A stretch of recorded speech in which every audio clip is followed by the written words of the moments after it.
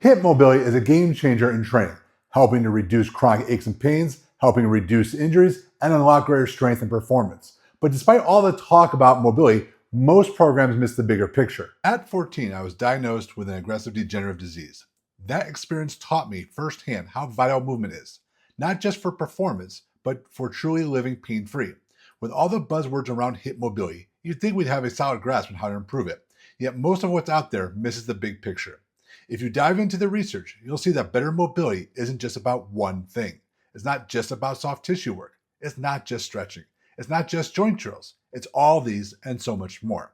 That's exactly why I created the DVRT RX Hip Mobility Program, a science-backed system with 96 exercises and 16 structural workouts that provide a blueprint for optimizing soft tissue work, myofascial stretching, core stability, nervous system regulation, and more.